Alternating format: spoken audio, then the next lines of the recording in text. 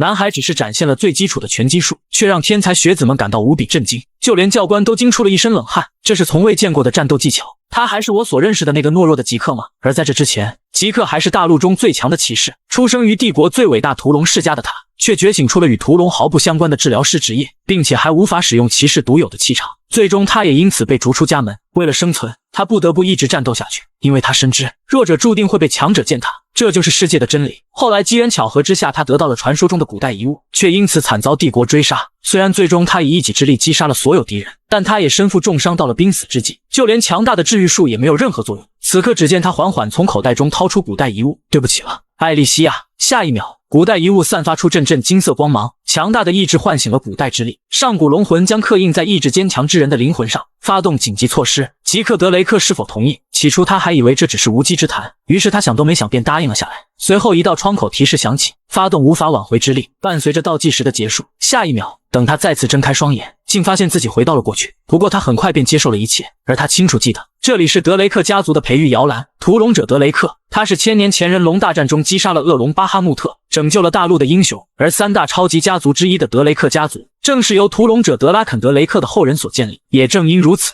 所有拥有德雷克血统的人都能得到气的祝福，他们能够更轻易地觉醒气场，并成为一名骑士。但只有吉克是例外。就在这时，前方一道窗口提示响起，上古龙魂彻底融入获选者的灵魂。下一秒，无数道窗口赫然出现在他眼前。下级管理者状态窗，吉克·德雷克，职业治愈者，称号获得古龙祝福之人。然后下面是一些技能显示。此刻他很是震惊，这就像是魔法影像一样可以穿透，而且职业和技能，这些都是现代不用的词汇。随后他忽然想起，师傅曾经对他说过，古人根据个人的能力区分为各种职业，职业衍生出来的技术则称为技能，所以他的治愈师职业能使用治愈技能。当初师傅以治愈师很结实为由，天天要求他进行训练。总之按照目前的情况来看，我现在已经是治愈师，那就试试看吧。下一秒，只见他的手中散发出洁白无瑕的光芒，看起来这是真的。我上辈子成为治愈师时，是20岁开放以太大厅后，此刻只见他闭上眼睛开始冥想。果然，如今我的以太厅已经解锁了。虽然之前锻炼好的身体消失了，但我带着技能和记忆回归了。与回归之前相比，这一世他处于一个更加有利的位置。为了更好地利用这一切，他必须了解清楚自己手里的底牌。就在这时，吉克的管家德科尔缓缓出现在他眼前。您忘记今天有重要的事了吗，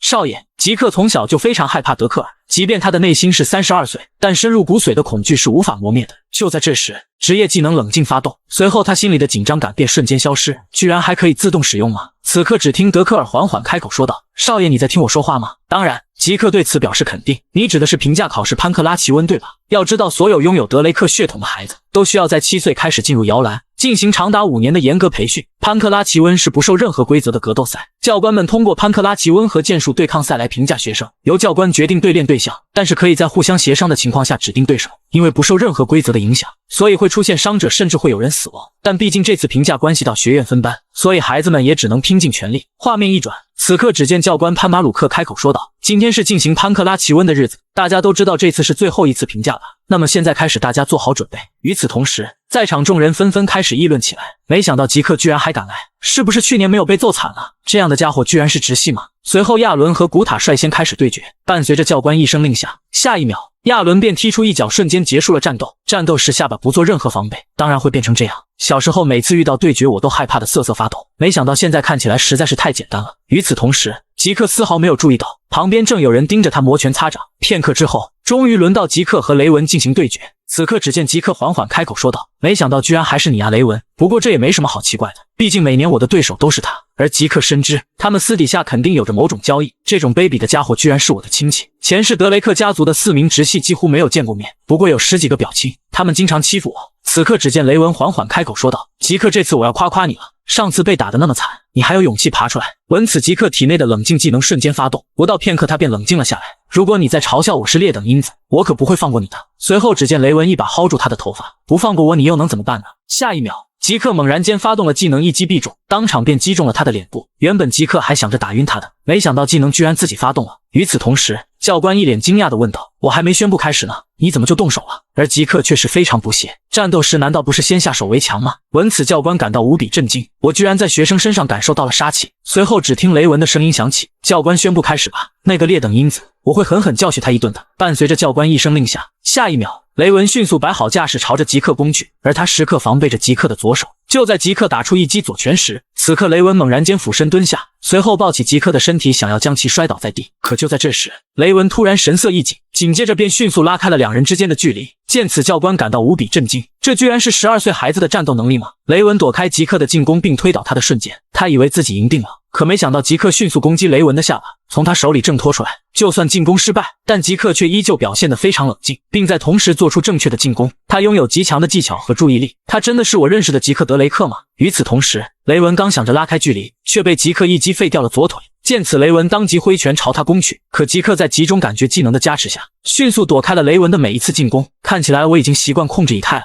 那么就结束这一切吧。下一秒，极客猛然间使出一招过肩摔，并在同时发动命中要害技能，当场便击碎了他的肋骨。此刻只见他缓缓开口说道：“就算你的学习能力不够，但这种程度的话，你应该能学到不少吧？什么东西也敢跟我大呼小叫？”就在这时，他忽然想起了一些事情，你们的名字我都记起来了，不要东张西望的，不服就下来比试比试。此刻只见一道人影缓缓站起身来，极客德雷克，我指明你跟我对决。说话的此人正是贾肯瓦尔德克，是极客的远房表亲。没有关系，但你一个人太无聊了。作为仆人的利亚姆斯通，你们两个一起上吧，这样才算得上是势均力敌。闻此，贾肯当即勃然大怒：“你是在羞辱我吗？当然，这不是明摆着的吗？”片刻之后，教官宣布对决开始，而极客望着眼前的男孩陷入了沉思。佣兵王利亚姆，前世利亚姆作为贾肯的仆人，从摇篮毕业后进入学院，因为他是血缘关系太远的旁系，所以在教育过程中他被抛弃了。后来他进入了名为巴拉纳温的小国骑士团。巴拉纳温灭国之后，他成为了一名佣兵。经过漫长的佣兵生活之后，他达到了赤色骑士的境界，并以自己为中心创立了斯通佣兵团。最后他成为了统一3大佣兵团的佣兵王。后来帝国雇佣了斯通佣兵团，导致利亚姆参加了大陆之战。北部和帝国一直都是敌人，而作为北部人的极客则成为了他的敌人。不过这次应该会有所不同了吧？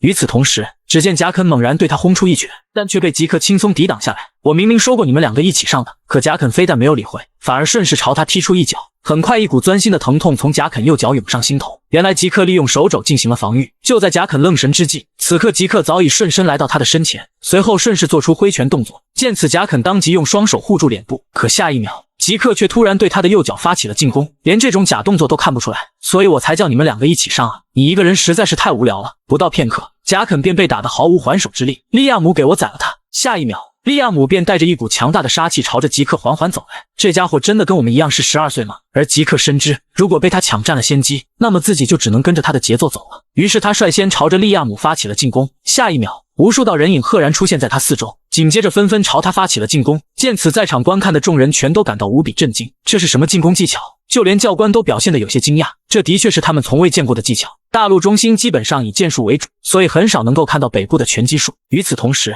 极客忽然意识到自己目前的身体还是太弱小了，根本无法长时间进行进攻。不过比起这些，利亚姆那怪物般的身躯才是最大的问题。他一直都在若无其事地进行防御，可他作为佣兵王时，明明更具备攻击性才对。此刻只见极客紧紧握住右拳，反正我的身体已经达到了极限，那么接下来就凝聚全力击碎他的防御吧。下一秒，只见极客猛然间挥出无比强大的一拳，见此，利亚姆当即侧头将其躲闪开来，而极客很是震惊，他应该不可能看到以太才对，这家伙的感觉真是太灵敏了。就在这时，利亚姆猛然间抓住极客右手，随后想要将他摔倒在地上，可下一秒，极客却挣脱了他的手臂，紧接着使用集中感觉技能，顺势使用身体将他牢牢锁住。不到片刻，他便完成了裸绞。你的肉体就算再强，但只要切断流向大脑的空气和鲜血，你就没有任何办法了，对吧？与此同时，只见利亚姆疯狂挥舞着拳头朝着极客猛攻。没错，接下来就看看谁能坚持更久了。随后两人便展开了一场持久战。见此，在场众人全都感到无比震惊，就连教官都不禁露出了一丝冷汗，他们都想知道到底谁会赢得这场对决。不到片刻，战斗声戛然而止，只见利亚姆已经倒在地上不省人事。此刻观众席上一位男孩露出了一抹微笑，没错，这样才像话吗？就在极客拿下对决胜利之后，此刻管家向他询问，少爷，听说您在潘克拉奇温受了重伤，如果方便的话，我可以对您进行诊脉吗？而极客早就知道了他的意图，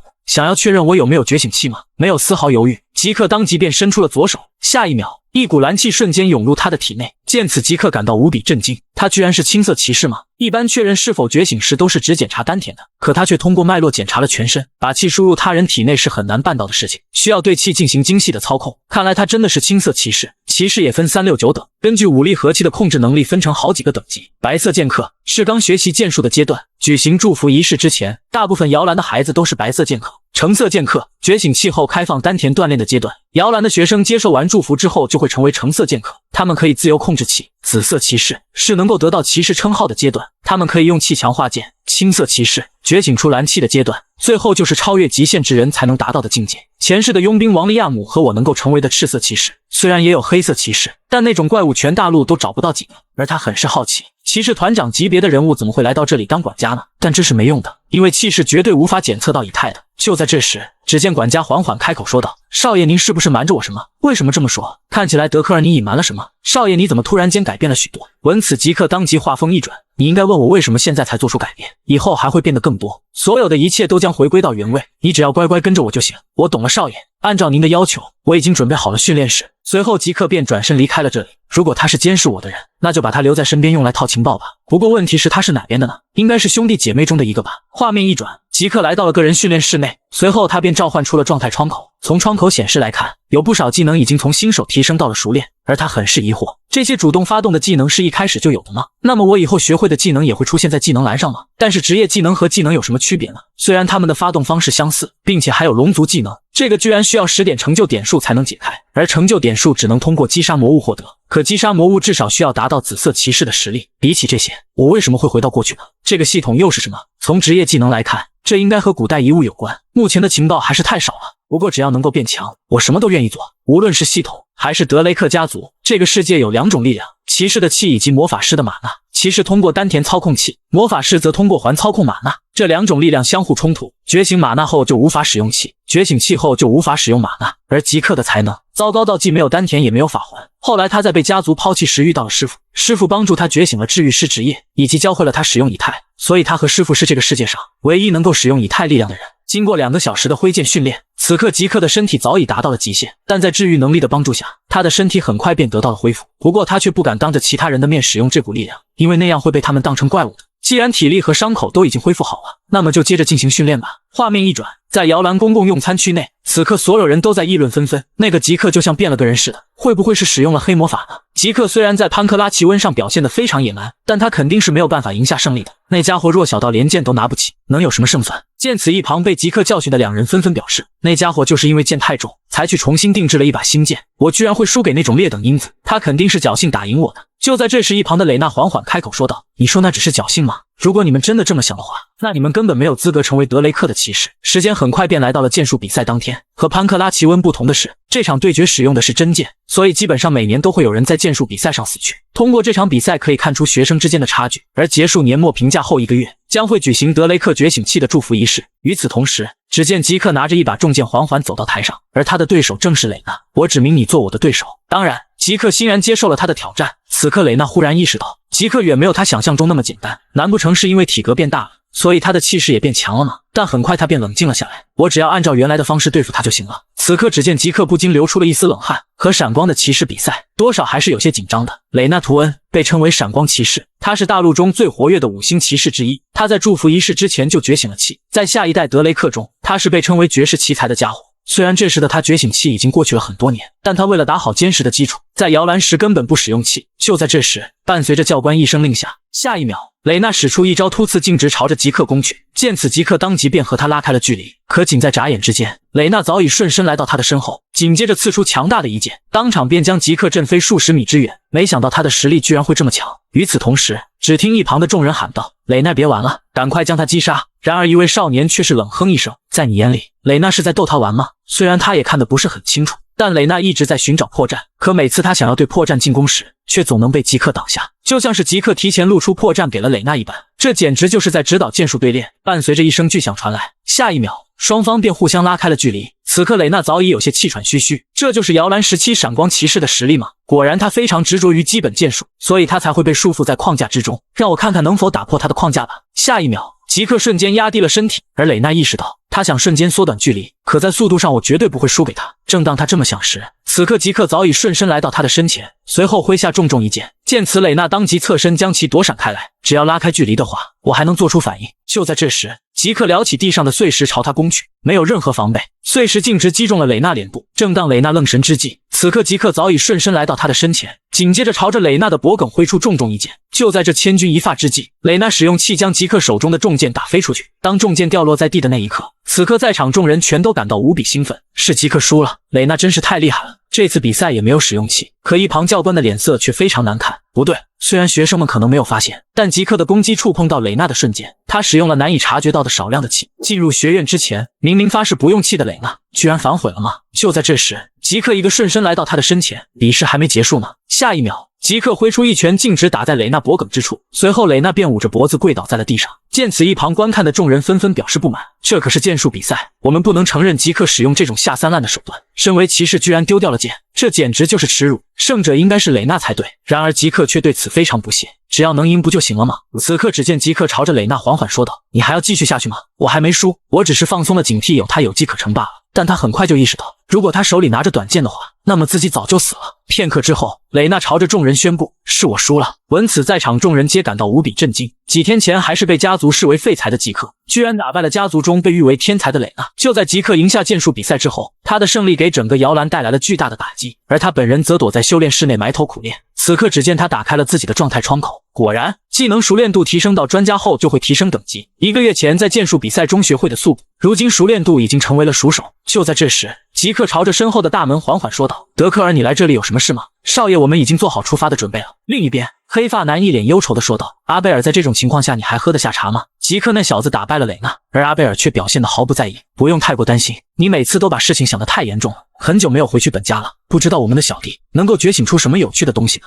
我对此很是好奇。”画面一转，即刻坐上了前往本城的马车。德雷克家族的本城位于特洛伊公国，家族中心位于大陆米德兰的四季城，但祝福仪式一定会在屠龙者传说的起始地本城进行。片刻之后，即刻来到了德雷克家族本城。龙的巢穴，雷厄此刻望着眼前的一切，即刻表现得有些惊讶。这里的参加者居然都是大陆报纸上才能见到的家伙，而且这里面应该有为了提防我从直系派来的监视者，无论出于什么目的，只要他们知道我不能觉醒之后，就一定会打消对我的戒心。下一秒，只见即刻露出了一副无比愤怒的神情，这家伙怎么会在这里？与此同时，阿贝尔正和贵族进行着交谈，而他表示自己来到这里观看祝福仪式，是因为这次的骑士里有我可爱的弟弟，德雷克家族中的老二，人称狮子剑的阿贝尔·德雷克。可经历过前世的即刻深知，杀孽骑士这个称呼更加适合他。此刻他正说服自己冷静下来，毕竟目前的他什么都做不了，而他清楚记得上一世阿贝尔从未参加过祝福仪式，难不成是自己的举动改变了未来吗？也许这一世会有机会也说不定。与此同时，祝福仪式正式开始，首先参加仪式的便是亚伦。只见他将右手伸进水里，随后划破自己的手掌，下一秒，一股蓝色能量瞬间将他团团包围，紧接着汇集在他丹田之处。德雷克的所有血亲都要通过祝福仪式，在12岁从摇篮毕业时开放丹田并觉醒气。下一个蕾娜，在极少数情况下会出现特殊情况，觉醒气的同时觉醒屠龙者的特性，妨碍玛纳。就在这时，只见玛纳灯突然闪烁着红色光芒。见此，在场众人皆表现得无比兴奋，因为这是能够达到赤色骑士甚至是黑色骑士的纯血觉醒。随后教官示意他们将手套拿来，由于妨碍玛纳的特性存在，所以没有家族特制的手套甚至无法正常生活。因为证明了自己是纯血，所以可以使用德雷克的名字，并且还能得到家族各种帮助和资源优待。就在这时，即刻缓缓站在了觉醒仪式上。此刻在场众人全都感到非常兴奋，他赢了蕾娜，一定是纯血觉醒。而即刻却望着眼前的一切陷入了沉思，没想到居然会再次站到这该死的铜像面前。前世他咬着牙从摇篮里生存下来，可却成为了德雷克家族中第一个觉醒失败者。但这次将会有所不同了，不仅仅是治愈，他还能控制以太，更重要的是他靠着自己的意志站了起来。所以这次就拜托你了，该死的青铜像。可随后青铜像却没有任何动静。见此，在场众人全都感到无比震惊，就连阿贝尔的脸色都凝重了起来，这可是从未发生过的事。果然如此，我就不应该对他抱有任何希望，都怪那家伙害我产生了不必要的期待。而众人很是震惊，居然没有觉醒的可能吗？身为直系怎么会这样呢？他简直就是家族的耻辱。就在这时，只见即刻面前响起一道窗口提示，系统处理时发现错误，导致信息发送延迟，因为鉴定设备中缺少相关职业的信息，现已经信息输入完毕，设备鉴定使用者的能力为治愈，已确认开放职业。下一秒，只见一道红光将青铜雕像瞬间包裹。见此，在场众人全都感到无比震惊，居然是红色光芒，这一定是纯血觉醒。与此同时，前方再次响起窗口提示，激活了刻印在使用者灵魂中的古龙祝福，唤醒了血族才能斗士之血。觉醒天赋互相结合，诞生出独一无二的职业。您觉醒了不灭者的才能。此刻所有人都不淡定了，他真的是纯血觉醒吗？可是玛纳灯明明没有反应啊，难不成是青铜像坏了吗？而吉克意识到自己在这时候说话一定会引起众人的怀疑。就在这时，只见阿贝尔拍手说道：“大家这么严肃干嘛？这一期出现了2位纯血觉醒者，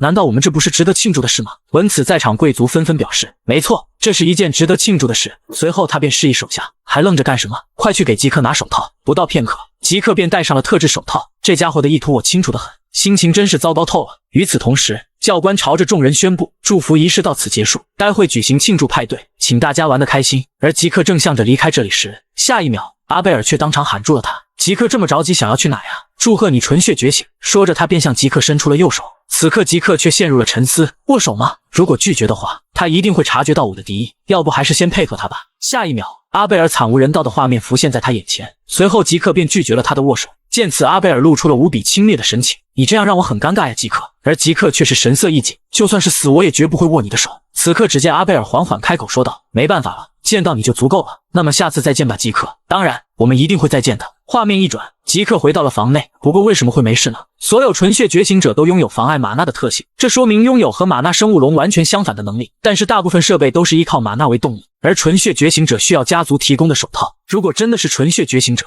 摘下手套后肯定会出现问题。随后，吉克打开了自己的状态窗口，居然跟以前完全不一样啊！不是妨碍玛纳，而是反射玛纳吗？看起来需要慢慢分析啊。下一秒，反射玛纳的详细信息便浮现在他眼前。反射玛纳使用扭曲磁场，让周围的玛纳失去效力。反射玛纳居然被当成是技能吗？因为不是随时都会发动，所以玛纳灯才会没事吗？而且举行仪式之前是稀有职业，现在却是独一无二的不灭者了。但他很快就发现了不太对劲，所有学生都是蓝色光芒的普通觉醒者，只有蕾娜是红色的纯血觉醒者，而他刚开始是红色，后来才变成了金色。他依稀记得系统曾经说过，鉴定设备缺少一部分信息，难道鉴定设备指的是那个青铜像吗？而当系统输入信息后，没有动静的青铜像却发出了红光。此刻他忽然意识到，青铜像并不是判断是否觉醒，而是确定使用者是否有资质。稀有职业是红色，独一无二的职业则是金色，只是因为现代中职业这个概念消失了，所以才会变成确认是否觉醒的道具，以至于稀有职业被他们称为纯血觉醒。历代家主居然没人发现这个问题吗？而他忽然发现自己突然有了成就点数，看起来是那时候得到的吧。于是他毫不犹豫地选择将其使用。下一秒，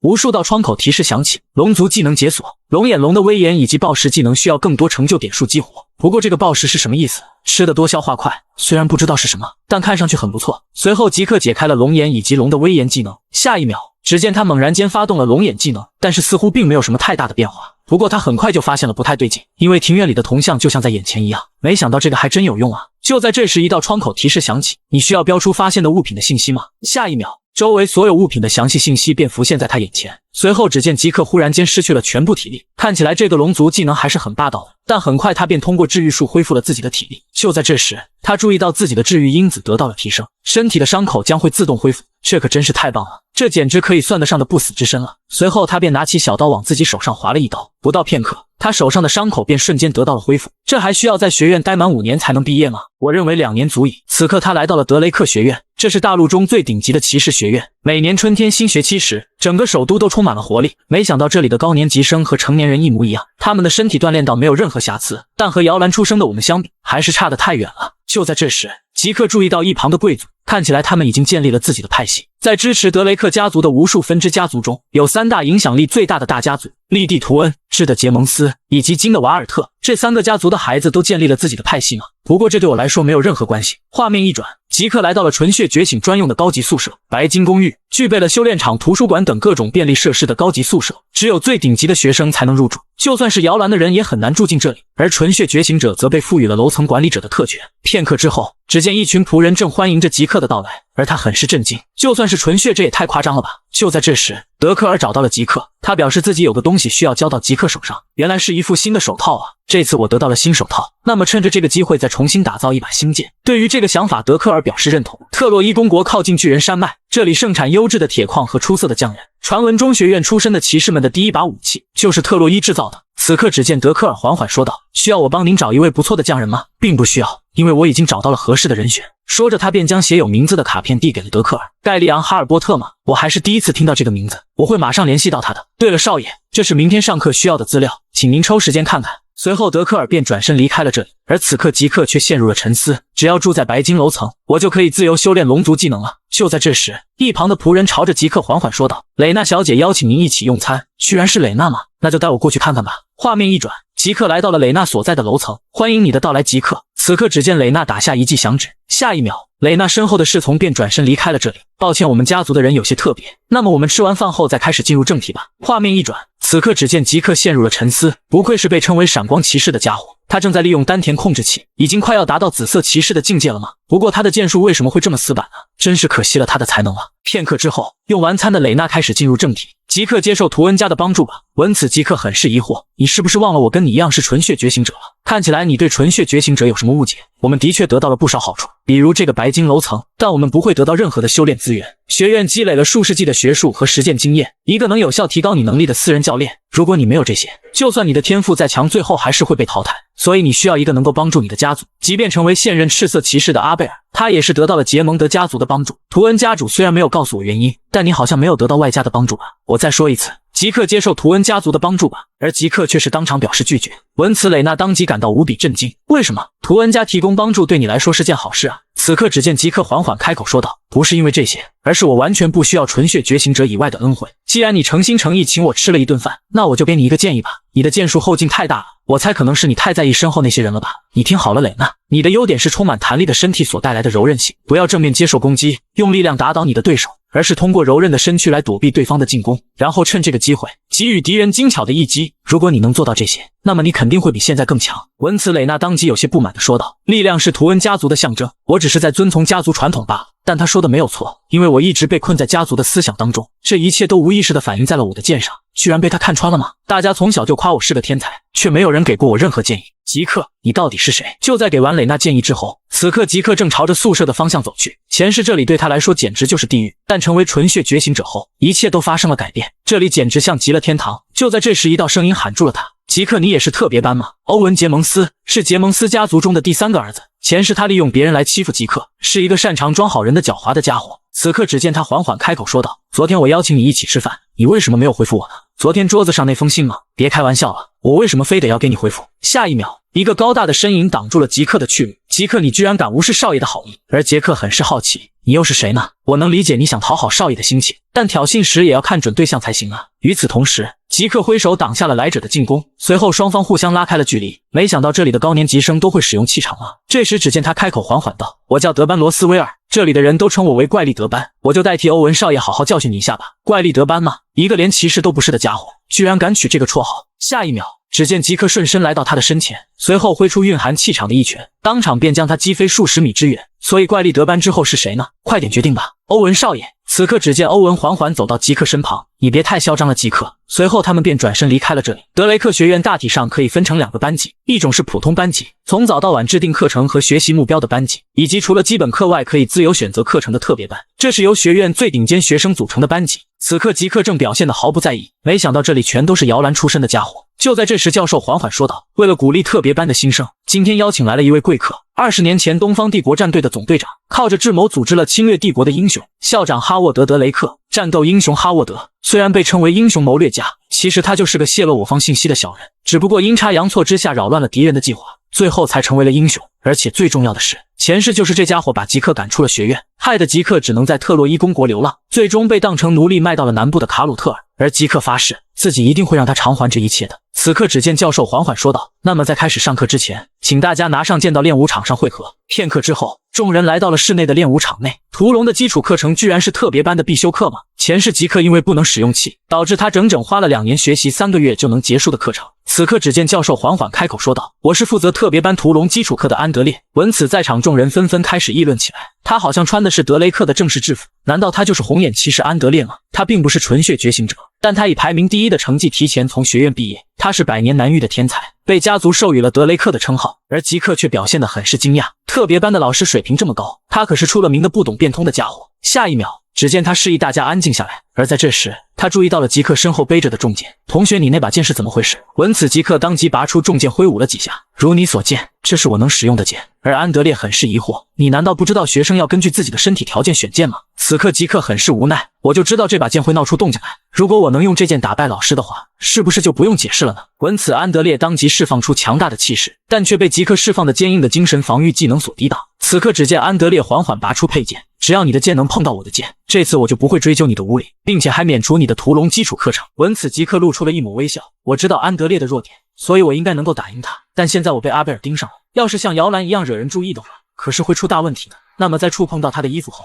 我就认输吧。下一秒，只见吉克快速使出一招拔刀斩，但却被安德烈瞬间抵挡下来。见此，吉克很是震惊，真不愧是青色骑士，想要打败他应该不是一件容易的事。随后，吉克对他展开了尤为猛烈的攻势。与此同时，一旁观看的众人全都感到无比震惊。德雷克的正式骑士果然不一样，已经打了足足30分钟了，吉克却连安德烈教官的衣服都没有碰到。可他们不知道的是，此刻安德烈的右手早已忍不住开始颤抖起来，而他很是震惊，这家伙为何会拥有这么可怕的体能？在不使用气的情况下，我应该很难打败他了。果然，纯血觉醒者对我非常不利。与此同时，吉克望着安德烈陷入了沉思，他的体力还是这么差呀，加上没有使用气，体力就更不够用了。德雷克对气的修炼是出了名的奇怪，不仅仅是在训练，日常生活中都要使用到气，气就像呼吸一样成为了人们生活中的一部分。而现在的安德烈就如同屏住了呼吸一般，加上不规则的剑术，安德烈将会更快消耗完体力。按照这么发展下去，吉克都没办法假装输给他了。就在这时，吉克忽然想到了一个办法，只要引诱他使用出气不就行了？毕竟现在让他赢已经没有任何意义。下一秒，吉克猛然间使用了速步技能，此刻只见吉克的身影不断出现在安德烈四周。就在安德烈一脸震惊之时，吉克早已纵身跃向空中，紧接着使出了技能一击必杀。而在这千钧一发之际，安德烈猛然间使出气步拉开了距离，随后将气凝聚于剑上，紧接着朝着吉克挥出重重一击，当场便将吉克击飞数十米之远。见此，一旁的蕾娜不禁露出了一脸担心的神情，该死，没想到居然会这么疼，不过现在是时候该倒下了。下一秒，吉克便忽然瘫倒在了地上。见此，安德烈默默收回了自己的佩剑，你以后都可以不用参加我的课了。随后只见安德烈朝着众人发出了询问，你们还有谁不想上我的课吗？闻此，台下的众人全都露出了无比惊恐的神情，那么我就当剩下的人全都参加了。画面一转，吉克躺在了病床上，虽然他并没有触碰到安德烈的衣服，但最后安德烈却不得不使用了气，这意味着他已经认同了吉克的实力。从结果来看，安德烈整顿了课堂纪律，而吉克得到了时间上的自由。此刻他回想起了安德烈的最后一击，那是屠龙法则第1章第1节的劈开天空，但就连吉克都没有想到青色骑士使用这一招威力会这么大，而他能够与青色骑士平分秋色，完全是因为他体内有治愈能力。不过仅凭这些，想要过上自由的人生是远远不够的，不想被人束缚的话，就需要无比强大的力量，能够不用屈服任何人的力量。就在这时，一道人影赫然出现在吉克眼前，看起来你就是亚瑟的小儿子。而吉克很是震惊，这家伙到底是谁？此刻红发大叔向吉克问出了心中的疑惑，小子，你刚才是怎么做到的？刚才你明明受到了很重的内伤，可为什么却在一瞬间得到了恢复呢？难道他察觉到了治愈能力吗？而吉克很快便冷静下来，要知道学院里根本没有人知道治愈能力，于是他选择继续装作不知道的样子。下一秒，只见大叔一记手刀瞬间朝着吉克袭去，见此他当即侧身将其躲闪开来，随后一把扔出白色的床单。就在大叔丢失视野之际，此刻吉克猛然间发动了好几个技能，紧接着挥起巨剑朝着大叔狠狠砍去。可下一秒，大叔却一脸轻松地挡下了他的进攻。此刻只见大叔缓缓开口说道，你随机应变的能力非常出色，就好像佣兵一样。而吉克很是疑惑，这个人到底是谁？为什么他会说我像佣兵呢？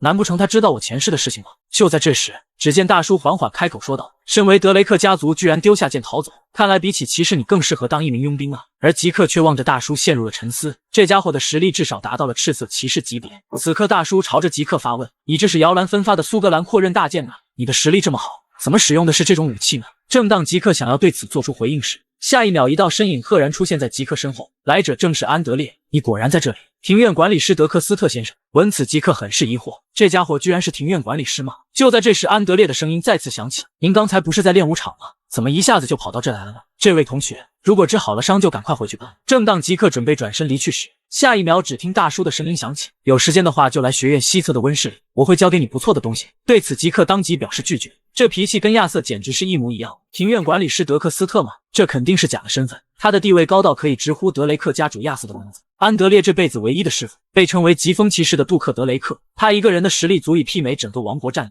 是传闻中的黑骑士之一。他突然失踪时曾经轰动了整个大陆，没想到居然躲到这来了。听说杜克是个执念很深的家伙，据说他是因为喜欢黑色，所以才拼命成为黑色骑士的。而吉克对杜克很感兴趣，不过既然他想要指点我，那我肯定不会放过他的绝招的。我要把他的兴趣变成执念。画面一转，此刻魔法理论讲师佩南正在上课。这种情况下，有人知道如何解决吗？然而却没有任何人愿意搭理他。就在这时，只见吉克举起手缓缓说道：“教授，刚才您讲解的玛纳转换驱动是我不太理解。”闻此，教授当即来了兴趣，还是第一次有同学向我提问呢。片刻之后，正当所有人准备离开教室时，此刻教授当即喊住了吉克：“难得遇到像吉克这么好学的同学，以后你想知道什么都可以来我的研究室找我。你别看我这样，其实我是德尔斐魔法大学里获得不少奖学金的学生。”闻此，吉克很是惊讶。虽然我知道他不是普通魔法师，但没想到居然是有名的德尔斐魔法大学出身啊！没有丝毫犹豫，吉克当即便答应了下来。毕竟和魔法师搞好关系对他没有任何坏处。擅长计算的魔法师思想比较开明，比起死板的骑士更适合当同伴。佩南嘛，就让我好好看看他到底有没有用吧。就在这时，吉克注意到了一旁，只见杜克正躺在长椅上，而他很是好奇，为何吉克没有去温室里找他？我应该说过会教给你好东西吧？对此，吉克并没有任何兴趣。我当时不是已经拒绝了吗？此刻，只见吉克缓缓开口说道：“我知道您的实力非常出色，但我忙着修炼，没有时间。”与此同时，杜克一个瞬身便来到了吉克身后，而吉克还没反应过来，就被他一击当场击晕过去。等他回过神时，才发现自己已经来到了学院西侧的温室里。你这是把我绑来了吗？杜克对此做出回应。没错，我的确把你绑到了这里。小子，我对你很感兴趣，现在连内心的想法都直接说出来了吗？看起来他似乎有些着急了。正当吉克准备使用速步逃离这里时，下一秒，只见杜克早已顺身来到他的身后，伴随着他缓缓抬起左手。此刻吉克便被瞬间逼停，这家伙还在耍我。而吉克很是不解，我到底是哪里引起了您的兴趣呢？那时候你的内伤是如何瞬间治好的呢？看来他很在意这件事啊。既然你这么好奇的话，不妨自己亲自来试试看。闻此，杜克当即便消失在了原地。正当吉克一脸疑惑时，下一秒，吉克的重剑便径直朝他袭去。见此，吉克当即侧身将其躲闪开来，随后转身将其接下。你这是什么意思？此刻只听杜克缓缓开口说道：“你不是说让我来试试看吗？不过那实在是太容易了，不妨你跟我打个赌吧。只要你用剑碰到我的衣袖，我就满足你一个愿望。但如果你选择放弃的话，你就必须把所有秘密全部告诉我。”此刻已经过去了3个小时，而杜克很是震惊，这小鬼到底是怎么回事？他不仅能抗能打，体力充沛，而且还能无休止的修复伤势，难不成这家伙……就在这时，只见吉克使用治愈技能治疗自己。虽然他能够坚持1整天，但这次的打赌他肯定赢不了。龙的威严，这个技能因为太过危险，所以从未使用过。不过对手是黑色骑士的话，应该没什么问题吧。下一秒，只见吉克忽然间爆发出强大的气。见此，杜克很是惊讶，这小子的眼神变得凌厉了不少。这样才对吗？此刻只见吉克缓缓凝聚气，下一秒，吉克运用速步的瞬间使出一记拔刀斩。这小子只会重复着相同的进攻，跟那个速度超快的家伙和图恩家的女儿比起来很普通，但他眼神透露出的那股狠劲，可真讨人喜欢啊！正当他犹豫要不要稍微使用一下气势，此刻吉克猛然间发动了龙的威严，一瞬间杜克惊出了一身冷汗，随后一拳击碎了吉克的重剑，而他很是疑惑，刚才到底发生了什么？就在这时，吉克顺势扬起一片沙尘，正当杜克四处寻找着吉克的踪迹时，此刻他早已顺身来到杜克身后，伴随着龙眼的发动，吉克迅速朝着杜克挥出一剑，可下一秒，斩击却穿过了杜克的身体，紧接着杜克化作一片疾风消失在了原地。见此，吉克表现得无比震惊，这难不成是杜克的绝招吗？用普通疾走创造出疾风，所以他才被称为疾风骑士啊。与此同时，杜克赫然出现在他身后，这场比赛就当成是平局吧，小子。下一秒，杜克猛然挥出重重一拳，当场便将吉克击飞数十米之远。此刻前方响起窗口提示，您因为过度使用技能，疲劳值已超过允许范围。果然有其事必有其徒弟啊。随后吉克便因疲劳过度缓缓闭上双眼，等他再次睁开双眼，却发现自己已经回到了宿舍。看起来是杜克把我带到了这里，该死，差一点就成功了，真不愧是黑色骑士啊！我把能做的全都做了，但面对他根本毫无胜算。使用数百次相同的进攻来引诱杜克放松警惕，在决定性的瞬间用龙之威严创造出机会，甚至动用了龙眼使出致命一击，但这还远远不够。最后杜克使用的那个技巧绝对是他的绝招，虽然吉克因为过度使用龙族技能昏了过去，但好在他接触到了绝招，利用锻炼到极限的肉体，那种超越常识的超高速移动技术，体弱的安德烈能够成为赤色骑士，也多亏了这个绝招。虽然失去了学习绝招的机会，但好在收获不少。龙之威严，连黑色骑士都能顿住的威压，这个技能用在等级低的人身上，马上就能让他们屈服。就在这时，窗口响起一道窗口提示，您收到了未确认的短信。随后无数道窗口提示响起，速步升级成 C 级高速移动，因为使用者的强大意志灵魂得到成长，可以使用成就开启下一个技能。紧接着便是小地图、物品栏、初级任务书等各种项目等待开启。而望着眼前的一切，吉克感觉头都大了，于是他率先解开了物品栏功能，可以将指定物品装入物品栏，心里所想物品时就会出现在手上，这意味着我可以储存自己想要的装备了。随后他便在脑海中想象，将短剑放在了物品栏里，下一秒大剑便出现在了物品栏中，根据大小和重量会占用不同数量的格子，而当极客想拿出大剑时，大剑便会出现在他手上。没想到这比亚空间箱子还要好用呢，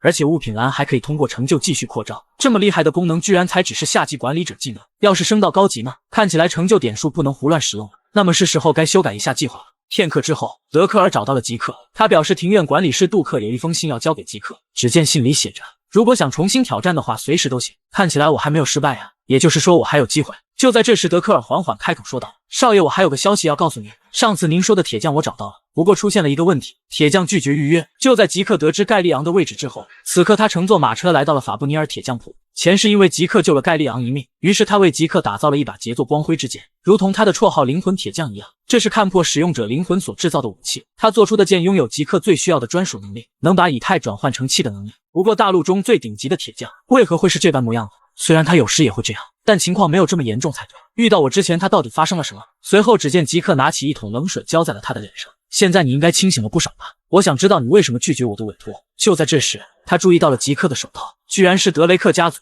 没有丝毫犹豫，他当即便向极客表示道歉。抱歉，我不是有意要冒犯您的。现在的我接不了任何委托，做不出自己想要的东西，怎么能够做出别人想要的东西？见此，极客很是疑惑，盖利昂居然也有这种时期吗？不过话说回来，当初极客遇到他时，他已经是整个大陆最棒的铁匠，而且他似乎从未提起过自己以前的事。但目前的极客可没办法等他10年时间。随后只见极客朝他询问：“我能否看看你的失败品呢？”没有办法了，只能给他指明道路才行了。片刻之后，极客在盖利昂的带领下来到了后门庭院，而极客注意到这里的武器都好像艺术品一样精美。随后极客一把一把地观察着这里的武器，这些根本都不是失败品，这和未来他成为大陆最顶级铁匠时制造的一样出色。紧接着极客使用龙眼观察武器，果然是火炉有问题吗？你应该使用了自己独创的锻造法吧，混合了各种金属做出更加轻巧的材料，但硬度实在是太低了。而出现这个问题的原因只有一个，那就是热处理过程中没有清除多余的杂质。闻此，盖利昂很是震惊，他说的很对，不仅看出了我的锻造法，而且还指出了致命的缺点和原因。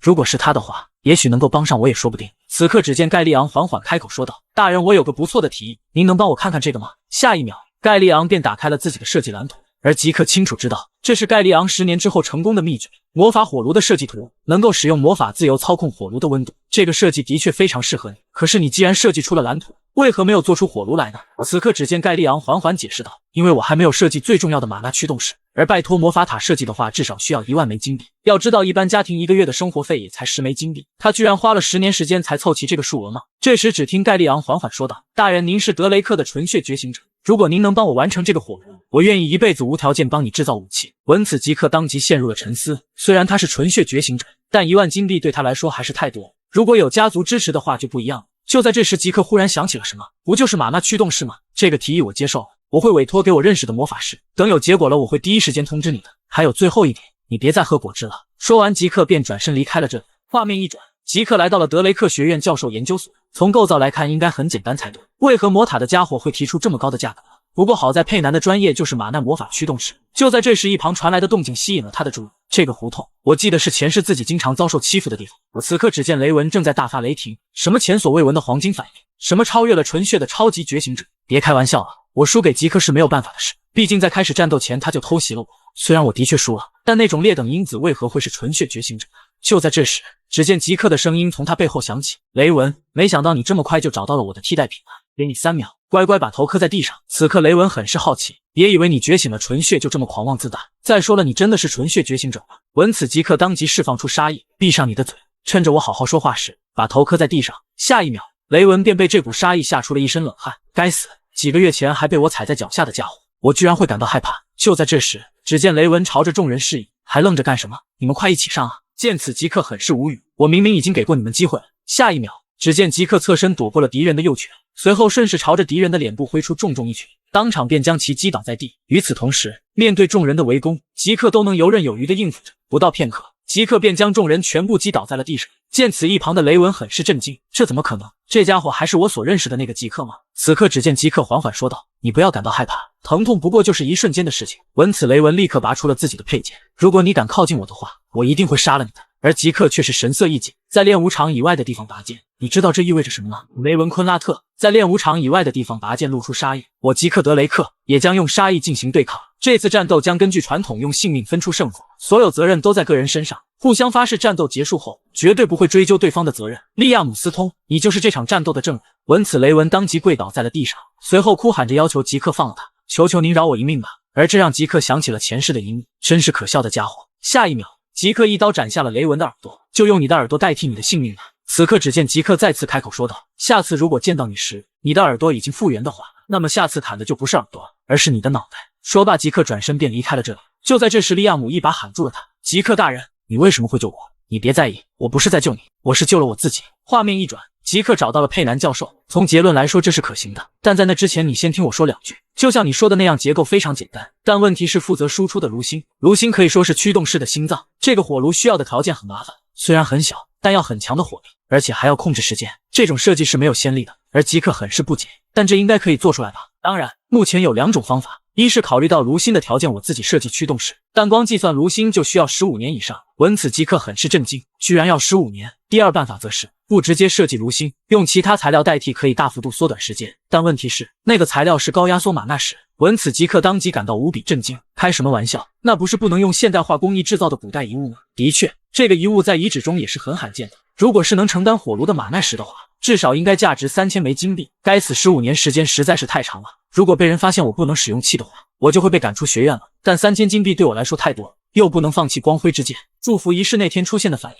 让大家都以为我会使用气，但实际上那是靠着以太和治愈。以太是人类无法操控的力量，除了师傅教我的护身气外，别说屠龙法了，我根本无法使用需要用到气的剑术，顶多就是强化身体挥舞着剑。而且气比起以太来说，适用范围更广，也更容易操控。所以我需要光辉之剑，可是我应该去哪里找高压缩马奈石呢？就在这时，只听佩南缓缓说道：“设计这个蓝图的家伙可真是厉害啊！考虑到复杂的炉心，这个构造效率很高，这在黄金时代遗址也是很少见的。”黄金时代遗址吗？没错，我为什么会没有想到这个呢？教授，我回来之前请您设计驱动室吧。闻此，教授很是惊讶：“你不会真想让我花15年时间做这个设计吧？别开玩笑了，我会去把高压缩马奈石带回来。”此刻，他来到了德雷克学院中部图书馆。黄金时代是诞生于德拉肯德雷克击杀了恶龙巴哈穆特之后，人类得到100年和平的时代。当时从龙的巢穴找出来的古代遗物，都是最顶级魔法全盛期的英雄王时代的物品，里面的东西远超现代技术和魔法水平，能够承担一个村子马奈消耗量的高压缩马奈石，也是英雄王时代的遗物。德雷克亲自设计的中部图书馆，虽然使用率很低，但一直进行着维护。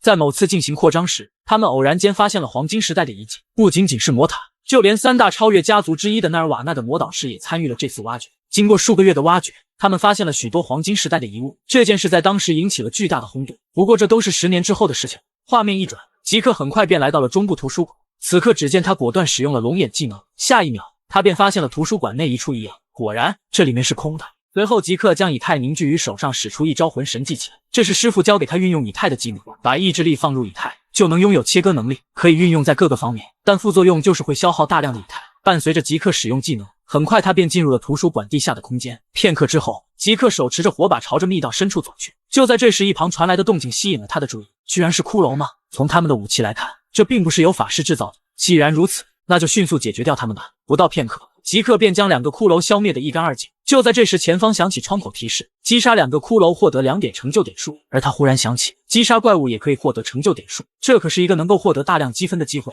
画面一转，吉克一口气击杀了20个骷髅，此刻他已经拥有了40点成就点数，于是他果断解锁了小地图功能。下一秒，整个地图便浮现在他眼前，这看起来好像是魔法地图啊。随后他注意到旁边有个转换装置，能够将平面地图转换成立体。见此，吉克很是兴奋，这种功能实在是太棒了。不过为什么这个房间会是红色的？就在这时，前方响起窗口提示，是否指引你前往屠龙者的坟墓保管所？当然，没想到居然这么简单就找到了目的地。伴随着他按下确定按钮，下一秒，通往目的地最快的道路便浮现在他眼前。这可真是太棒了，有了这个就不用担心迷路了。片刻之后，吉克来到了目的地门前，正当他准备将其推开时，却被一股魔法瞬间弹开，居然是防御魔法门。看起来出动了魔塔成员的原因就在这里，如果不是有这副手套，估计吉克的手早就没了。该死，我又不能打开这扇门，难道系统可以帮我打开它吗？下一秒，系统似乎听到了吉克的诉求，随后他便为吉克解除了防御魔法。见此，吉克感到无比震惊，你现在能听懂我的话了吗？当然，你还有什么要求吗？管理者吉克德雷克居然能和系统进行对话吗？而他很是好奇，为何我能够回到过去呢？下一秒，系统却拒绝回答这个问题。随后吉克一连串问了好几个问题，可得到的回复依旧是拒绝。该死，重要的问题一个都不肯告诉我，那帮我打开大门总可以了吧？当然，随后大门便缓缓开启。此刻只见无数个巨大的宝箱映入极客眼帘，难不成这些都是宝物箱子吗？宝物箱子如同字面上写的一样，里面装满了许多珍贵的遗物和宝物，只要发现了任何一点，就能够获得一笔巨大的财富。没想到这里的宝箱居然有数百个，不到片刻，极客便将所有宝箱收入囊中。终于出现了吗？高压缩玛纳石，而且居然有足足4个。一个成就能够扩张物品栏4个格子，虽然目前可以增加40多个格子，但这远远不够。看起来毕业之前要努力把这里的东西全部搬完了。正当极客准备离开这里时，此刻一股不安的气息瞬间围绕在他四周。下一秒，一道魔法屏障将他团团包围，而他还没反应过来，就被魔法传送到了未知的地方。此刻他出现在了一处陌生的地方，而他很是好奇，系统这里到底在哪？管理者，现在你正处于屠龙者的安息之地。闻此，极客很是疑惑，可是未来的消息里并未提到过这个装满石棺的地方。随后，极客打开了小地图进行观看，果然，这里是离转移地不远的场所。那么这一定是前世从未发现过的隐秘场所。伴随着极客将石棺缓缓打开，下一秒，一副铠甲赫然出现在他眼前。此刻前方传来窗口提示，某某发现了屠龙者的专属装备。的确，这与黄金时代的铠甲完全不同，而且这个小洞似乎能够塞进什么东西。这时极客忽然想起，洞的大小好像和马内石非常相似，没有丝毫犹豫，他当即便将马内石装进了屠龙者专属装备中。可下一秒，装备却开始不断摇晃起来，紧接着便因缺陷过度负载造成了爆炸，当场便将极客炸得灰头土脸。而他很是好奇，高压缩马内石是铠甲的动力来源吗？到底有着怎样的功能才需要那么多的能量？算了，这些问题还是以后问佩南吧。片刻之后，极客来到了最后一个房间。搞什么？这么大的房间里只有一个玻璃棺材吗？下一秒，前方传来窗口提示，这可把极客当场吓得不轻。德拉肯德雷克真是太疯狂了，发现了德拉肯德雷克的遗产，被诅咒的狂龙巴哈穆特的心脏。这家伙居然把自己斩杀的龙的心脏当做遗产保留了下来。那么刚才感受到的不祥气息也是这东西吗？但似乎又不太一样。就在这时，心脏突然对管理者极客有了反应。下一秒，极客脑海中突然多出许多声音。没错，你给我听好，我会把你们全都杀了。闻此，极客当即使用坚强的意志进行抵抗。这是什么意思？我为什么会这么做？而在这时，他才注意到一股黑色气息正在不断侵蚀着他。这到底是什么？随后，只见黑色气息将极客团团围住。紧接着，前方突然出现紧急任务：德拉肯德雷克的誓言，战胜巴哈穆特心脏上的强大诅咒，奖励得到德拉肯遗产的所有权。下一秒，极客坚强的意志抵抗失败，随后便被黑色气息瞬间侵蚀。随后只见极客失去了对身体的掌控。快停止你的抱怨吧，真是吵死人了！你说给我自由吗？自由是要靠自己去争取的。伴随着玻璃的破裂，此刻极客已然战胜了狂龙的诅咒，成功完成紧急任务，你得到了德拉肯遗产的所有权。这时只见极客长舒了一口气，这可真是危险啊！没想到技能居然会失败。就在这时，前方响起窗口提示，开始吸收被诅咒的狂龙巴哈穆特的心脏。随后心脏便散发出了耀眼的光芒，一瞬间纯度极高的玛纳进入了极客体内，但他的身体里并没有可以吸收玛纳的光环，所以导致无处可去的大量玛纳正在破坏他的身体。该死，我必须想想办法才行。随后极客使用了浑身疾风，这是将以太包裹玛纳，然后把玛纳封进以太大厅的一种技能。伴随着一声巨响传来，此刻极客已然完成了对玛纳的封印。终于活下来了吗？心脏也在同一时间消失不见，那种玛纳果然是巴哈穆特的呀。就在这时，他注意到自己胸前有个巨龙印记，这是封印玛内时出现的吗？此刻只见无数道窗口提示出现在他眼前，吸收的玛纳改变了管理者的肉体，管理者体质变更为天古之体，发现管理者无法承受的力量，压缩封印的力量为 95%， 你得到了继承者的资格，可以阅览德拉肯的秘密书，开启初级任务书，为下级管理者提供新手教程。见此，极客很是疑惑，这些又是什么东西？算了，还是以后再慢慢查看吧。就在这时，极客忽然注意到了什么，是否开放德拉肯留下的另一个遗产？见此，极客当即便露出了一脸坏笑，没想到先祖可真是大方啊！下一秒，遗产便赫然出现在他眼前，这难道是？画面一转，极客将带回来的遗产整理进了自己的宿舍。此刻他正查看着自己的状态窗口，可以看到新增了许多新的东西，其中炎灵术需要极客变得更强之后才能解锁。全能龙族支配，可以支配龙族，召唤并对龙族下达命令。体质天古之体，能够发挥出最好的身体能力。习武速度提高，身体以太传导率提高。但光看这些解释，极客还是非常疑惑，而且他记得当时弹出了许多与德拉肯有关的窗口。随后他便朝着系统示意，打开有关德拉肯的所有通知。下一秒，窗口提示响起，系统阅览德拉肯的秘密书库时，需要更新信息，请移动到可以更新信息的位置。随后小地图便将位置标记了出来。见此，极客感到无比震惊，这居然是瓦尔哈拉。瓦尔哈拉是顶级骑士的培养机关，除了相关者外，任何人都无法进入，就算是极客也无法偷偷潜入那，而且他也不打算进入瓦尔哈拉。不过如果那里也有德拉肯的遗产的话，那么就需要改变计划了。看来我还要继续待在这个该死的家族了。随后极客查看了初级任务，此刻前方窗口提示响起，开始为下级管理者准备新手教程。新手教程结束后，为了管理者的成长将会发放任务，任务成功时你将获得奖励。下一秒，系统便为极客开启了新手教程。不到片刻，极客就被传送到了异空间里。这到底是什么地方？难不成又像上次那样被传送走了吗？不对，这次好像是整个空间发生了改变。就在这时，极客周围出现3只巨大的半兽人。新手任务，请在1小时内使用2种以上技能击杀怪物，奖励成就点数以及开放商店。为新手量身打造的任务吗？没想到居然将场景具现化了出来。下一秒，极客一个瞬身便躲过了怪物的进攻，随后使用高速移动和连续攻击技能，伴随着一道人影闪过，只见周围的怪物便被消灭得一干二净。此刻他能感觉到手中的大剑无比的轻盈，难道这就是天古之体的效果吗？这个程度可以轻松击败紫色骑士。片刻之后，极客便被传送回了训练场。刚才那都是幻觉吗？为什么感觉那么真实呢？与此同时，前方响起窗口提示，你得到了额外关键性奖励，你得到了额外时间奖励。作为任务奖励，你得到了40点积分。同时开启商店。见此，极客很是惊讶，这意味着我可以在商店里购买东西，而且这里面的都是稀有级别的物品。随后极客尝试着售卖装备，但却被提示练习用大剑无法进行售卖，而精灵的短剑则售价4个积分。看起来这只能售卖古代遗物啊！如果不是着急使用积分的话，那就没必要进行售卖了。画面一转，隔天极客找到了佩南教授，而教授很是惊讶，你到底是怎么找到这东西的？说来话长，不过比起这个，驱动是什么时候可以完成？我已经完成了驱动式。闻此，极客很是惊讶，这么快就完成了，你真是太厉害了。这没什么，带来马奈什的极客同学才是最厉害的。看起来他对我有所怀疑了。每次发现马纳什时，都会用各种古代文字进行登记，以此用来管理价值昂贵的马纳什的所有权。通过连号就能确认、挖掘时期和场所以及持有人。不过极客带来的马奈什并不在登记册内。此刻，只见极客朝着佩南缓缓开口说道：“你应该已经确认好没有任何问题了吧？那么我们可以出发了吗？”片刻之后，两人来到了铁匠铺内，伴随着炉心的运转。此刻，只见魔法火炉成功开始运作起来。随后，教授便以上课为由先行离开了这里，而盖利昂很是开心，没想到这辈子真能完成魔法火。就在这时，只见极客从包里掏出一件物品，你就用这个帮我做一把剑吧。见此，盖利昂露出了无比震惊的神情，这不是龙的獠牙吗？被诅咒的狂龙巴哈穆特，最结实的獠牙，这种保存的这么好的东西，您到底从哪里找到？没错，德拉肯的第2个遗产就是这个。此刻，盖利昂有些颤抖地说道：“大人，你不仅给我制造了火炉，还给我龙牙进行炼制的机会，我一定不会辜负你的期望。”这一幕不禁让极客想起了前世的一幕，这家伙还是老样子，那么我就拜托你了，不知道会做出怎样的剑呢？我对此很是期待。此刻他回到了自己的专属宿舍，而他忽然想起，我和杜克的赌约结束后，距离他寄给我那封重新挑战的信已经过去了1周，现在应该差不多有反应了吧？就在这时，极客忽然察觉到了什么，随后只听身后一道声音响起：“小子，你这次为什么没来找我？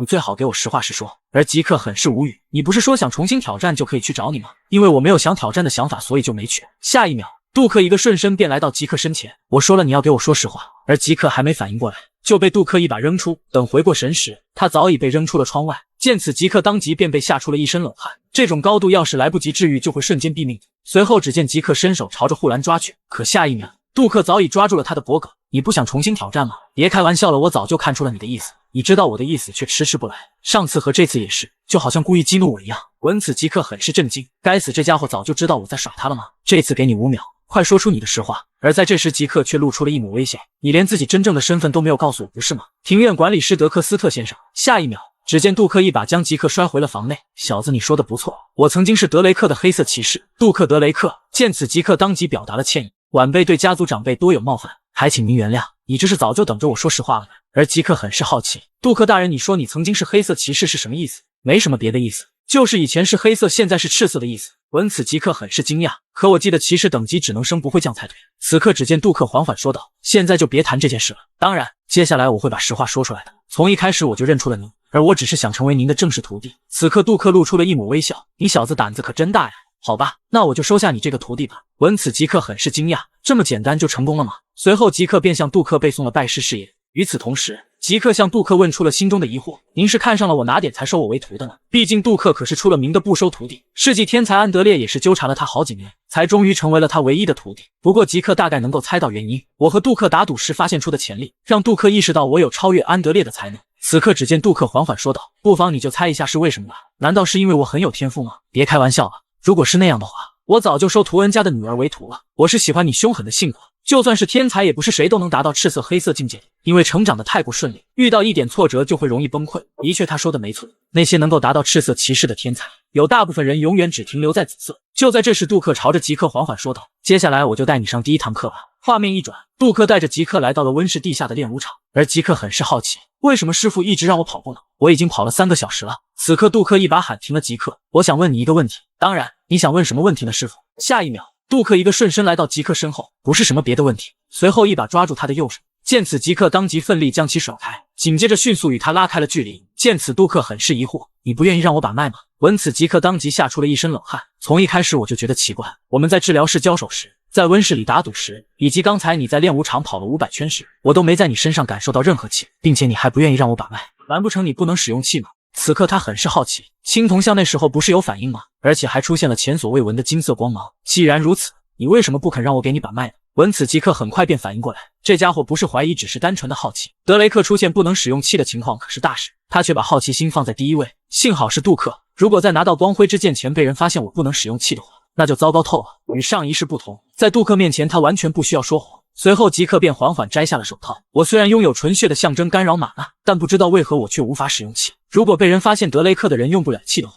我一定会被赶出去的。此刻只见杜克运用气帮他进行了把脉，虽然这孩子有补不符合年纪的狠劲，但他果然还是个孩子。可为什么他都已经觉醒了却没有感受到气呢？见此，杜克当即陷入了沉思，而吉克意识到把脉之后他还是不敢确定吧，毕竟祝福仪式对德雷克来说是绝对的，就算真的没有觉醒气，他也会用别的借口否认这个真相。此刻只见杜克朝着吉克缓缓说道：“难不成你是伊雷归勒吗？伊雷归勒吗？果然是这个。如果不知道职业这个概念的人肯定会这么想。伊雷归勒指的是拥有特殊能力之人，可以同时使用气和玛纳，可以看到未来的非正常的能力。不过大家对伊雷归勒的印象并不好，而吉克很是疑惑，为何你会认为我是伊雷归勒呢？因为你拥有不正常的体力和再生能力，就算是很轻的内伤也需要时间恢复，但你却瞬间就恢复了。我知道那会消耗很多能量，不过你知道那股能量是什么吗？是气。产生的气全部用在了体力和再生上，产生的瞬间就用光了气，所以在你身上感受不到任何气。看起来这个说法还挺像回事的。如果我要是一辈子不能使用气，那我岂不是不能学习师傅的绝技了吗？闻此，杜克当即露出了一抹微笑。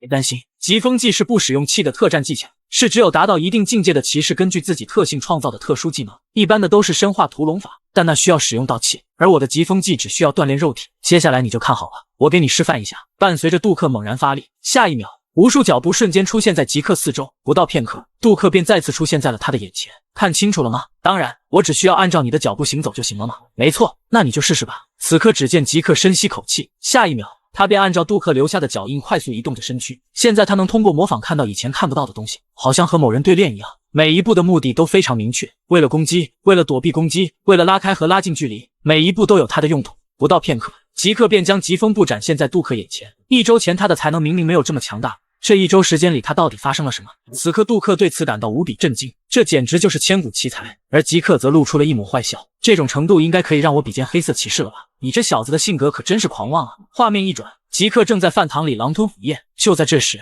安德烈找到了吉克，他很是好奇，你到底是怎么说服德克斯特先生的？你能否直接说证实呢？而吉克深知，这时的安德烈还没成为杜克的徒弟呢，所以在看到我成为他的徒弟后，肯定焦急了吧？我并没有说服他，而是德克斯特先生选中了我。果然，最后还是因为纯血吗？闻此，吉克放下了手中的餐具，你未免也太自卑了吧？你认为德克斯特先生会因为我是纯血而对我感兴趣吗？我能成为他的徒弟，是靠着我的能力实现的。有时间表现你的自卑，填补自己的自尊心，还不如拼命努力，让他选择你如何？画面一转，此刻安德烈正在温室练武场里跑，而吉克很是疑惑，师傅这到底是怎么回事？我还想问你呢。他突然要求我收下他，说是当个仆人也行。于是我便要求他在不使用气的情况下跑300圈，我就会收下他。没想到他真的开始跑了起来，这家伙可真是个愣头青啊！闻此，吉克露出了一抹微笑，我还以为他只是个自大的书呆子，没想到这家伙也有自己的骨气啊！就在安德烈拜师仪式过去之后不久，此刻德雷克家主来到了学院访问，见此校长当即热烈表示欢迎。下一秒，只见家主缓缓开口说道：“哈沃德，真是好久不见了，拜见德雷克的主人。”随后只听众人的声音响起：“拜见德雷克的主人。”此刻只见家主伸手拍了拍校长：“你辛苦了。”我的辛苦怎么能跟家主的辛苦相提并论？果然只有你最懂我了。3大超越家族，屠龙者德雷克家族的家主亚瑟德雷克。随后亚瑟一个瞬身来到学院最高处，年幼的屠龙者们，你们是德雷克的希望和未来，努力修炼吧，你们的发展就是德雷克的发展。闻此，在场所有人纷纷跪倒在了地上，我们会谨记于心的。德雷克家主。片刻之后，吉克受邀来到了亚瑟房内，此刻只见他正朝着家主行礼：“不用这么客气，你快坐下吧。听说你喜欢喝茶，我带了些好茶，希望能合你胃口。”闻此，吉克很是震惊，家主居然知道我喜欢吃什么吗？难不成他在暗示我，连皇帝都有可能不知道的事，但德雷克却无所不知吗？此刻只见亚瑟缓缓开口说道：“我叫你来这没有什么别的意思，只是听说杜克最近收了一个徒弟，让我很是惊讶。虽然我不知道你的目标是什么，但只要跟着杜克好好学习的话，你一定会成为大陆最强的。此刻吉克缓缓道出了自己的目标，我要变得比任何人都要强，我要活得比任何人都要自由，这就是我的目标。下一秒，只见亚瑟忽然爆发出强大的气势，看起来我也是你想要超越的目标啊。与此同时，这时的吉克早已被吓出了一身冷汗，因为这可是能够在一定范围内掌握生死大权的阿斯特拉剑，是只有黑色骑士才能达到的使用器的巅峰。没有丝毫犹豫，吉克当即便表示这是必然的事情。闻此，亚瑟当即便解开了阿斯特拉剑。这家伙是真正的黑色骑士，他跟杜克完全不是一个等级的。我只是来学院看下，顺便鼓励鼓励你的，但看起来光是鼓励完全不够啊。说着，亚瑟递给了吉克一张卡片，祝贺你成为了杜克的徒弟。见此，吉克当即表现得无比震惊，这居然是黑色卡片，是只会发给极少数与 VIP 的纪念卡，只要有了这张卡，就能得到最大优惠的同时不限制消费，这张卡你就随便用的。对此，吉克当即表达了感谢，我会用在需要的地方上的。而吉克清楚知道，他的意图非常明显，只要使用了这张卡就会留下记录，那么他就能够掌握我的行踪。不过他还没有动用黑舞台，说明他还没有把我放在眼里。随后亚瑟示意吉克可以先行离去，我知道了，家主大人。片刻之后，吉克便缓缓离开了亚瑟房间。与此同时，杜克一个瞬身来到了亚瑟房内。你可真是令人讨厌啊！你把吉克丢在摇篮里，现在却装成一个亲切的好爸爸。而亚瑟却缓缓解释道：你也知道我坐在家主的位置上，这也是没有办法的事情。看起来能和我这么随意聊天的人也就只有你了。说着，家主从怀里掏出一瓶果汁，不如我们边喝边聊吧。你应该知道最近大陆的情况有点奇怪吧？虽然你待在学院里。闻此，杜克当即表示：我怎么会知道那些事呢？而亚瑟却回应道：你留在大陆的眼睛和耳朵可是还活着呢，你明明知道还问我这个。皇帝痴迷长生不老，并因此翻遍了整个大陆，你觉得有可能吗？闻此，杜克很是惊讶：你在胡说些什么？不老还可以使用魔法延缓，但不死是绝对不可能的。对于这一观点，亚瑟也是表示认同。可如果那是和上古龙有关的遗物呢？闻此，杜克当即露出了无比震惊的神情。与此同时，吉克正在旁边的房间偷听着一切，而他所使用的正是浑身寂听。和上古龙遗物有关的话，这的确是有可能的。不过杜克很是疑惑，难不成你已经找到了那东西的所在吗？估计是吧。从黑武队的报告来看，上古龙的遗物应该在北大陆。你的意思是帝国皇帝还不知道这件事呢？当然，但是皇帝迟早会知道的，不过就是时间问题罢了。而杜克想起了以前的事，那个皇帝上位后，居然说想要统一大陆发动战斗，吃掉一半大陆之后就停下了战斗。我以为皇帝老了之后不会再做白日梦了，原来并非如此。如果这个遗物真能实现不老不死的话，那么大陆一定会再次陷入火海之中。这件事非常重要，所以我会亲自前往北大陆。为了防止皇帝知道之后暴跳如雷，所以我才会来这里找你。此刻两人碰杯后将果汁一饮而尽。果然，你只会让我做麻烦的事。下一秒，吉克便因消耗了大量体力跪倒在了地上。上古龙的遗物吗？没猜错的话，上一世我获得的那个雕刻就是上古龙的遗物。死之前脑海里响起的声音，以及重生后看见的那些窗口，前后全都对上了。我偷走了能够实现皇帝愿望的遗物，所以他派出了直系部队猎狗来追杀我，而让我回到过去的管理者系统，就是上古龙的遗物。不过到底是谁做出了这种东西呢？最后还是搞得满肚子都是疑问。片刻之后，杜克和亚瑟便起身离开了房内，而在这时，他似乎注意到了门后的异样。如果那东西就是皇帝找的遗物，那么回到过去和不老不死有什么关系呢？下一秒，只见亚瑟猛然间推开了房门，但却没有发现吉克的身影。难不成是我的错觉吗？画面一转，吉克正在训练室内进行训练。此刻德克尔朝着吉克示意：少爷，您的同学来找您，是否让他进来了？同学吗？难不成是蕾娜吗？那就让他进来吧。片刻之后，只见利亚姆径直跪倒在吉克面前：求求您，请收下我吧。而吉克很是无语，那时候我就不应该多管闲事的。你是想当我的部下吗？可是贾肯怎么办呢？闻此，利亚姆当即表示：我被抛弃了，我一定要进入瓦尔哈拉才行。而吉克很是好奇，前世这家伙为什么对瓦尔哈拉这么执着呢？可是你不该找我，应该去找图恩杰蒙斯才对啊！我的背后可没有家族支持，也就是说我根本帮不了你进入瓦尔哈拉。还有你说的话，我应该怎么相信你呢？难听点说，你可能是贾肯派来的探子。就在这时，只见利亚姆一把拔出腰间的短刀，随后一刀斩下了自己的耳朵。您会怀疑我是正常的，但我会想办法证明自己的。如果您让我变成哑巴，我愿意割下舌头；您让我变成瘸子，我会愿意砍下双腿。我把性命交给主君您了，还请您收下我吧。这一幕不禁让吉克想到了前世，我想要变得比任何人都要强大，求您教教我吧，师傅。此刻的利亚姆就如同前世的自己那般。下一秒，吉克将手中的重剑扔出，只要你能够抗住我一招，我就收下你。片刻之后，利亚姆简单处理了一下伤口，而此刻的他很是震惊，他原以为接下一招是非常容易的事，毕竟他也可以使用气，但这家伙真的跟我们是同龄人吗？这股强大的气势不禁把利亚姆吓出了一身冷汗，此刻的他甚至都不敢呼吸。下一秒，只见吉克猛然对其发起了进攻，见此，利亚姆当即使出全力将其抵挡下来，伴随着一声巨响传来，随后他手中的剑竟被强大的力量震飞数十米之远。利亚姆斯通，难不成你就只有这点实力吗？实在是太差劲了。